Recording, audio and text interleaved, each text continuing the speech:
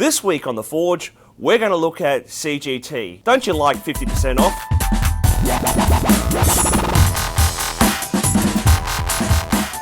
With 2015 preparing for an election in 2016, do you think that CGT reform is something that either Liberal or Labor would touch, and what might we really looking forward to?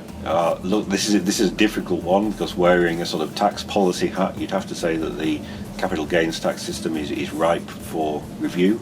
The Murray Financial Services Inquiry, which is just reported, highlighted capital gains tax as an area that needs to be looked at. The problem is the sorts of areas that are kind of in the firing line are those areas around negative gearing, the existence of the CGT discount. And obviously once you get into that territory, you're starting to impact on a lot of people who have moved into the a lot of people have investment properties these days. A lot of them, the majority of them, are negatively geared, and they go into that, expecting to benefit through the 50% capital gains tax discount when they ultimately dispose of the property. To get into that is really difficult. You're going to annoy a lot of voters, which is never a good idea when you've got an election coming up, and it's certainly not a good idea if you actually want to tell them beforehand that this is what you're going to do. But having said that, what we're seeing is that the housing market is becoming increasingly out of balance as more people go into the investment side of things. It's pricing the first homeowners out. So this isn't just a tax issue.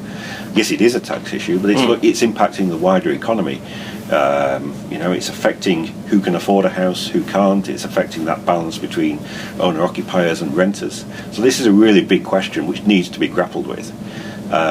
Whether either the current government or the opposition actually has the courage to grapple with it will be really, I think, one of the key issues to look at. Do you think a way the government could phrase this is in a young versus old or an age issue? Now, with an ageing population, which Australia is not so bad compared to other international countries, but with this booming house market where effectively the young are really priced out, do you think that there's an equity argument there or an age gap that the government could play to? Absolutely. Either Liberal or Labor? Absolutely. If you're going to get people on side, they will be those people who are entering the housing market or are looking to enter the housing market and currently can't, because all the sorts of houses that they want to buy are the ones that are now being snapped up by investors who are typically one or two generations further advanced on the age spectrum. Absolutely. Absolutely, this is a good way of pitching at the youth vote, which actually wants to be able to buy a house but can't. So the question, can you win more of those people around whilst at the same time losing potentially some of the people who will be affected by losing the tax breaks around capital gains tax, who actually have the investment properties or are looking to buy investment properties? To what extent do you think that the CGT discount contributes to a wealth gap in Australia, concentrating wealth in fewer and fewer hands? Now, the idea, of course, is that once you've got one investment house, it's very easy to go and buy, the second, third, fourth. That's right. And you end up with a generation or indeed a class of people who are just locked out as renters. Is that a fair thesis? Yeah, it is. I mean, you're absolutely right. Once people get into property investment, it kind of locks in their wealth, but it also locks out the people who aren't on the property ladder, and makes it increasingly difficult for them to get onto the property ladder.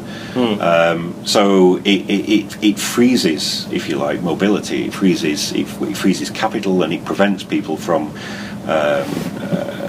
progressing in their own financial planning and in their own life planning, because you end up with a whole generation of people that effectively has no prospect of ever owning a property. They're looking at a lifetime of renting property off others. That's not good. It's potentially not good from a social stability perspective, because ultimately people will start to push back against that. We've kind of delayed this conversation for a long time. Again, absolutely. This is an issue that was raised by Henry, and the Henry Review went in the cupboard, forgotten all about. It'll come up again next year. Be really interesting to see if either of the parties are prepared to sort of, put their flag up the mast in terms of reform of capital gains tax. And if they do, it'll be interesting to see what the pushback is from the electorate. Look, thanks very much for coming onto the show this week. Taxpayers Australia is on quite a few different social medias. Is there a Twitter site or? Yeah, we're on Twitter, we're on Facebook, we're on LinkedIn, and I also have my own personal accounts on all three of those as well. So we're there. Go and find us. We'll make sure we'll put those links in below. Sure.